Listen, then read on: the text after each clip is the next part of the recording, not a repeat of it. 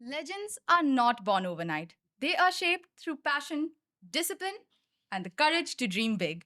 Today, we are honored to have with us a legend who transformed the face of Indian badminton forever, Mr. Prakash Padukone. Sir, it's an honor to have you here at SSVM Institutions. Yeah, thank We you. are so excited to hear about your journey, sir. Sure. But first, I have a very important question for you. How was the Transforming India Conclave?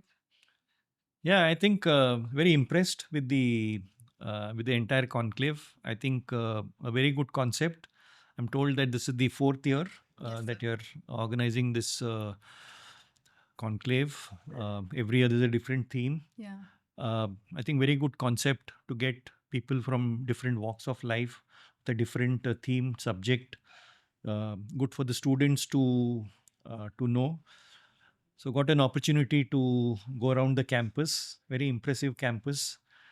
Uh, got to know a little bit about the SSVM institution, group of institutions. They're doing a great job. So overall, very impressed with the facility and the campus and the conclave. Thank you, sir. I'm Yeah. sure the managing director, staff, and everybody who helped organize this event will be very happy to Yeah, hear I this. think very professionally. I must, for a school, I think in fact, I was wondering, how do they, manage to organize, such a, in a very, very professional way. So I was very impressed. Yeah, put a lot of effort into Yeah, it, sir. I can imagine.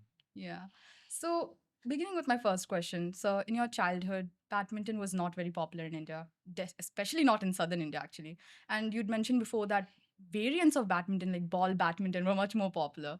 So, what inspired you to go for such an uncommon path? My father used to play the sport. Hmm. He used to play badminton, Yeah. shuttle badminton, as it was called in those days. So I used to go along with him. He used to play more for fitness, not as a competitive player. He was more of an administrator. Uh-huh. He was the one who formed the State Badminton Association in the 50s Oh. in Mysore, in Karnataka. So, but he used to play the sport for fitness along with a few other club players. So I used to go along with him and got interested, and that is how started playing the sport. Initially, he was the one who taught us the fundamentals of this game. He was a national level umpire, Oh, wow. so he knew the basics. The like very very basic fundamentals like the grip, the footwork, Right. etc. Yeah. So he taught us the fundamentals, and later picked up on my own. Okay, that's wonderful. So Yeah. many of our inspirations are our fathers in the end. Yeah, sure. So going on to my next question, I mean, badminton being unpopular in India during that time, there were not many facilities for you to grow yourself in the global stage. So that is one of the main reasons why you actually went to Denmark for the contract, because you felt that you could grow there professionally on the global stage. So other than that, what are some of the biggest challenges you faced during your days as a player? A lot of challenges initially. There were no regular court, there were no coaches, Mhm. equipment was an issue. But I was so passionate about this sport, Yeah. uh, so whatever opportunities we got, we grabbed it.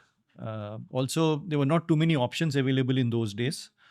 Either you take whatever is there or you don't take any. You don't have anything. So these were the only two options. There was no third option. Right. So I think that really helped. I mean, made it easy for us to take a decision. Mhm. So we were, so fond of, playing any sport. We used to play table tennis, tennis ball, cricket, little badminton whenever the courts were free. So whenever we got an opportunity, we would play. Of course, initially it was just the passion, love for the game. I didn't start with the intention of becoming a champion. It evolved over a period of time. Denmark and all came much later. Yeah. So there were a lot of challenges because, like you mentioned, the game was not very popular. Right. But we were happy with what we had, and took up to the sport without complaining. Right. So everything just in the end, it all comes from passion, comes from the heart. Yes. Whether you have the True. resources or not, if you Yeah. have passion, you have it all. Yes. True. So every great legend, such as yourself, really needs idols and inspirations to look up to. Someone who can guide them. Who are your idols and inspirations? Um, Nationally, there was a former national champion called Suresh Goyal. He was Mhm. my idol, at the national level. Mhm. And internationally, the former world number one player called Rudy Hartono from Indonesia. Yes, am I right? So Yeah. he was my idol. At the of course I'd seen Suresh Goyal play. Of course, I played with him when I grew a little older. But initially, I think these were my two idols, and I got a chance to play with Rudy Hurton also much later. Much later, yeah. When I was 16, 17, even though I started playing at 7. So Wow. initially, just watched players who were better than me and picked up the sport. So all that inspiration you got, all the hardships you faced, it finally culminated on that day when you won the All England Championship. So how do you feel that life, your life, and the life of Indian badminton changed after that historic win? Well, All England, I think, happened much later. Yeah. We had to go through a long waiting period. I won the national titles about 9 in a row. Wow. In those days, the game was not very popular, so we wouldn't play so many tournaments internationally. Probably play 2 or 3 tournaments in a year, maybe 4 at the most. So we would just keep training, and it was not a very organized, structured tournaments. So we wouldn't know when the next tournament will come. So you have to be prepared anytime. They'll say, okay, next month there is a tournament, you have to go and play. Yeah. So All England happened, gradually after a lot of setbacks, difficulties, challenges. Overcame, one by one with a lot of patience, hard work, discipline, dedication. But overall, enjoyed the entire process of growing up. So when I won the All England, it was the most prestigious tournament at that time. Yeah. So when I did win, I never thought initially when I started playing or even later that I'll be able to win the All England. So I think it was a great moment. It was like a dream come Absolutely. true, It definitely was. and so it was a great moment, not just for me but for Indian badminton as well. Yeah, your victory inspired all of us, and really it brought a revolution to how badminton was seen in India. Like everybody started following badminton. They wanted to see India was getting represented on a sport we don't even know about. We don't even watch it. Everybody started watching it after your win. Yeah, from a minor sport, it became a major Sport, sport. yeah. And later, this was in 1980. But I think the real push came, later, probably in the mid 90s, Mm-hmm. when the satellite TV came in, Right. and there was a lot more coverage. Right. Yeah. TV, I think, made a big difference. Right. Of course. For people to follow the sport. Otherwise, there were limited opportunities for people to watch. I think TV has made a big difference, especially the satellite channel when they came for all sport. If you see cricket, or Yeah. when they start showing more matches, more opportunities for viewers to watch and select sport of their choice. I think so that way, I think badminton also benefited a lot from the exposure, TV exposure, which came in the mid 90s and early 2000. So Right. after that, I think it's really picked up, because when we were playing, there was no television, so it was only press coverage. So it has limited impact. Right. But the impact the electronic media has had on the sport has been tremendous. Right. The reach became far more. Everybody started watching it at home. Yeah, They got to know just about sitting. the sport. They didn't have Yeah, to go in person to find out what is this game. yeah. Also, there was a regular circuit throughout the year. So, every month there are some tournaments Right. happening. Yeah. And, once the Indians start doing well, there's always more interest, more viewers. Of course. So that spreads, the game becomes more popular, and, Yeah. more courts come up, more children take up to the sport, Mm-hmm. more competition. So, and has its advantages, more infrastructure coming up, more sponsors come forward. Then the Exactly. level of the sport goes up. Exactly. Yeah. Victories like these inspire us all. But an athlete's life is not an athlete's life without the losses along the way. So, what advice would you give to the young generation of athletes today on how to bounce back after tough losses? Yeah, no, I think one has to be prepared. Nobody will always be winning in any field. Of course. So sport is no exception. For I think from every loss, one should learn. Mm-hmm. Try to analyze, what mistakes you made, and try not to repeat those mistakes. So it's very important for sports persons to be prepared mentally, that you go with the intention to win. Right. Do everything possible to win. You would want to win, Yeah. but it won't be possible every time. So there will be setbacks, there will be defeat, there will be losses. So main thing would be to remain calm, to analyze the game thoroughly, see what why you've not been able to succeed, and work towards your weaknesses and overcome that. So Yeah. I think generally it's probably true even in life. Uh, you know, so whatever you learn in sport, it happens in life as well. Yeah. As a student, whether in school or at home, or there will be setbacks. So the main thing would be to learn. The ability to, I mean, not to lose hope, not to get dejected, not to get disappointed, Right. and remain calm. Analyze with a clear mind. Yeah. So if you're mentally prepared, then I think it becomes easier to analyze, and then you know uh, overcome Right. The game. the losses or Losses. Yeah. setbacks. Absolutely. So, from your wise advice, I can just tell that your students are so grateful to have you. Mm. So, on the note of your students, what inspired you to start the Prakash Padukone Badminton Academy? Well, after I retired, I'd seen a lot of talented players, who didn't have the facilities, especially in tier 2 and tier 3 cities. They were all talented, but they didn't have the opportunity, no infrastructure, no coaches, no equipment. So I started the academy mainly to provide a platform for them to showcase their talent, because I myself went through a lot of hardships. So I thought, if the next generation should not go through the same suffering. So the idea was to mainly start, it was it was not a commercial venture. It was more to provide a platform for the aspiring players to give international level coaching, what was available abroad in some of the Asian countries. Yeah.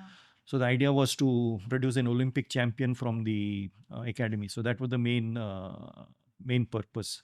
So we found a sponsor to support our initiative, and so we've continued doing that, and it's been 31 years since we've started, and continues to grow. That's amazing, sir. You didn't start this for any commercial reason. You started this because you knew what hardships come along the way. Yeah. You don't have Also to provide a platform Mhm. for, I think Academy has played a major role in the evolution of Indian badminton. You've seen the popularity of the sport. Yeah. Because a lot of the a lot of talent is there in the middle class and lower middle class. They're willing to work hard. Yeah, absolutely. They're willing to put in the effort, but Yeah. they don't have the financial backing. Exactly. So it's important to find such talent and then give them the opportunity. So we can approach sponsors, and so that is what the main purpose of the academy was, to find talent was always there, to find somebody, corporates who could support. Government support was always there, Yeah. but we looked at private funding, private sponsorship. So we were able to match. So we knew all talent was always there, and so when we were able to provide the right kind of help to the players, our standard also started going up. And now we are on par with the best in the world, as far as badminton is concerned. Absolutely, sir. That's actually so amazing. Yeah. Your organization definitely made a huge change to badminton. Even in fact, like I'm not good at sports, Yeah. but badminton is the only thing I can play. Good. So, since we're talking about today's talents, how do you feel about the rise of badminton stars like PV Sindhu, Lakshya Sen? Um, well, I think they've made a big difference to, like I mentioned, the TV exposure has made a huge difference. And when somebody from your own country does well at the international level, the popularity grows manyfold. So they're doing well. They're top 10 in the world. Yeah. They did well in the Olympics. Sindhu has won multiple titles. So people follow when they play. So the children watching, so they also take up to the sport. And there are tournaments regularly every month. There is a international circuit, so they play in different parts of the world. So the performances have definitely helped in raising the standard of Indian badminton. Saina, Sindhu, Kashyap. So many of them have evolved, and we have a bunch of young players who are also doing well. So I think the future looks good for Indian badminton. Absolutely, sir. I absolutely agree with that. So, a lot I know from my classmates' experience who are all very much into sports how hard it is to manage academics with sports. So, since you were a student athlete yourself, what advice would you give to them? Well, I think you should, try to manage both. It's also, I think sport also teaches time management. That's one of the things which sport teaches. You will have to, for that, you have to sacrifice a few things which are not so important, maybe like attending birthday parties or, all weddings and, with some cultural events. Uh, but, um, but if you, yeah, I think, um if your sport teaches a lot of good lessons for life. So even if one is not able to take up the sport professionally, I would always advise, for children or for students to play some sport, because it a lot of life lessons you learn from discipline, dedication, ability to teamwork, ability to learn from defeats. Yeah. So it also helps in academics. You take away your mind, ability to concentrate, Yeah. focus. So I think it's important. It's a challenge. It's a challenge. So I think one cannot generalize. Whether you take up sport or you have to see a lot of different things. Evaluate where you stand. How good are you in studies? How good are you in your sport? Where are you currently standing in at a particular age when you have to take the important decision? Let's say when you are 16 or 18 or so, it would depend on a lot of factors. But until then, I think it is easily possible to manage, with good time management, but by sacrificing a few of Exactly. the not so necessary things. Sacrifices always have to be Yeah, made. If you want to be absolutely. Yeah, successful, you yeah, have to make yes. sacrifices. Without that, you cannot have the best of both worlds. So Of course. you have to sacrifice to a certain extent. Yeah, absolutely. So, on a more light-hearted note, your daughter Deepika Padukone, she also plays badminton. Like I've seen videos of her. So, did you inspire her? Um, Yeah, I think I used to coach. I started the academy, so she used to come there, and so I'm sure she's inspired.